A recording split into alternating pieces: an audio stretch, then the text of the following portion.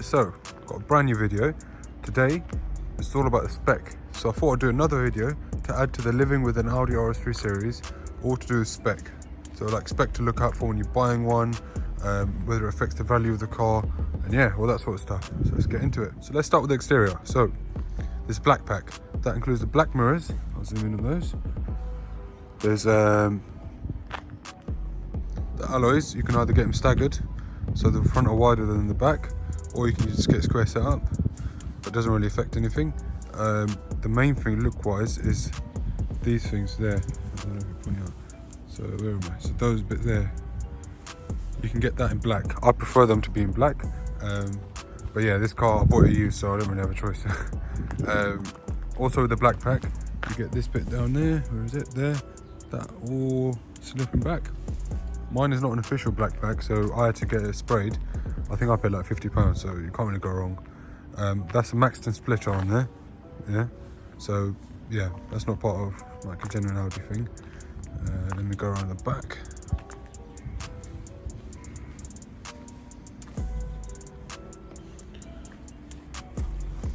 Black badges, I think that's a must. It really changes the car.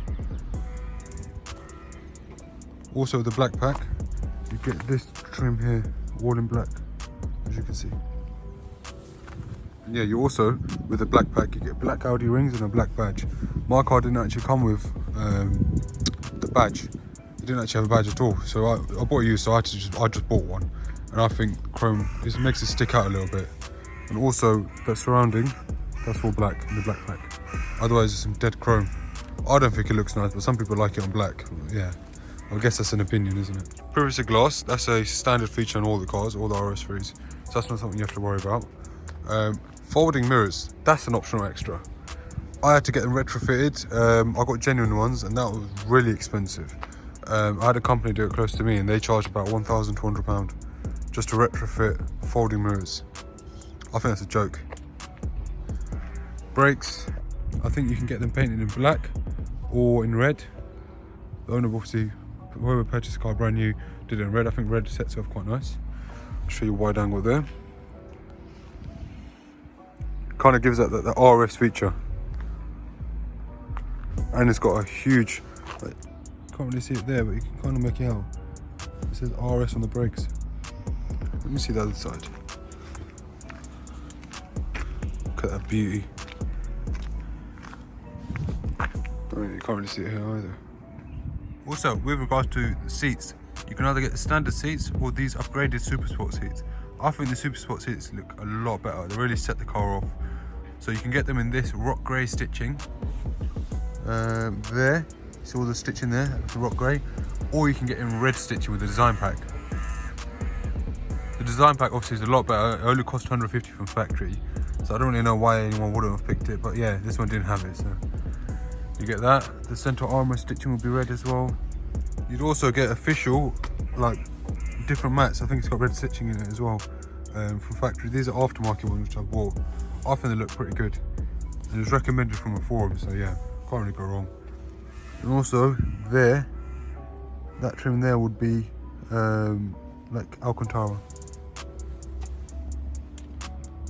And the vents, they would be like red inserts, which is quite nice.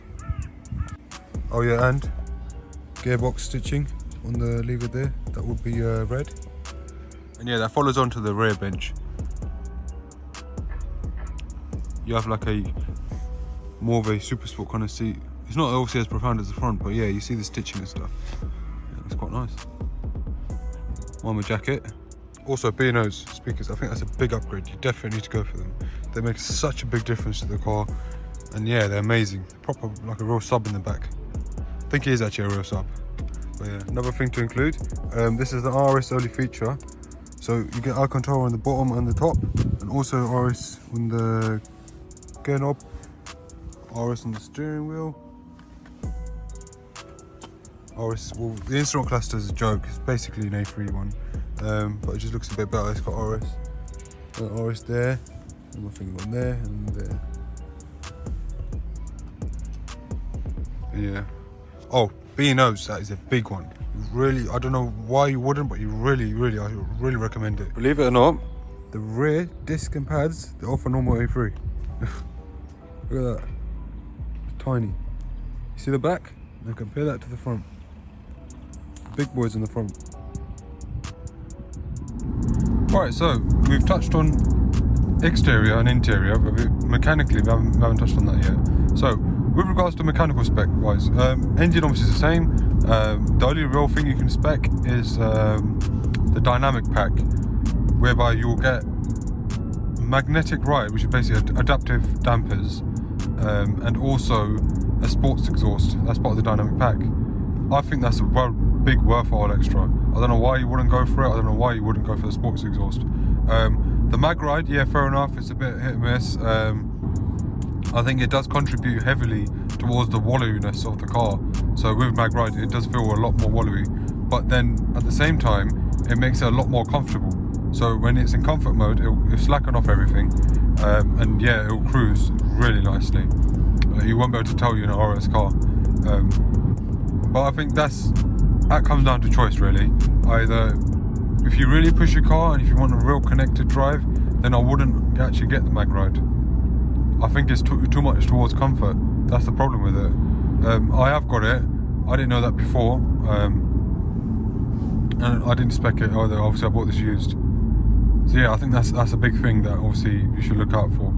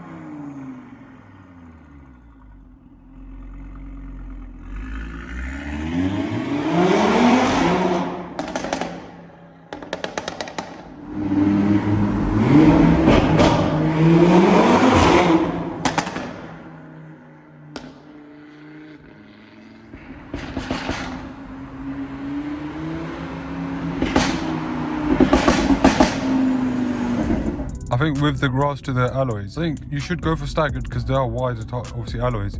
But the car comes with Pirelli P0 tyres as standard from factory, and I think a lot of people will still have them on. I think the first thing you should do is ditch those tyres and get some Michelins on there. Specifically the Pilot Sport 4S's, I think that they are really good. They really do change things up and you feel a lot more connected. But I've still got the mag ride, so I think the next thing I should really look at doing is putting on some sort of springs, like lowering springs. I think the MSS kit is quite good.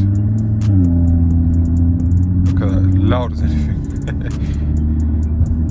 for those people who don't actually know, I've got primary and secondary decat. I've also got the exhaust valve plugs. The deletes are plugged in, so they're always open. That's why it's so loud. Normally from factory, this thing is quiet, unless you put in dynamic and you're revving above 3,500. That's when the factory valves will open. So interior lighting, that's not an optional extra, that's just part of the factory thing, where like the cup holders will light up under the doors. So near the B&Os, there's a strip there that will light up and your footwell slightly lights up. You don't really see that much. There's nothing compared to like the new BMWs now, or the facelift RS3, where the door sills will light up. They look a lot better. Also the interior lights, they're LEDs as well, which is quite nice. So spec that I think I should have got, lane assist, I think that's quite nice. I know with previous other cars I've had where you look in the mirror, you get a lot of like blind spots where you can't see it, but this one's actually quite good, you see all of it. But lane assist was quite nice because what that comes with, it comes with a camera up there, where it also does traffic sign recognition. So where it says track up there, you'll also get a speed limit, which is quite nice. I know you can get retrofitted, but it would cost less, I think, getting from factory. Also, like the panoramic roof, a lot of people with them, they do experience them like creaking and I think leaking as well, actually. So I'm a bit happy I didn't get that. I did really want one because I've never had a car with one. I've got like friends and stuff who've got it. It's quite nice. But yeah, it is what it is. You can't get everything with a used car.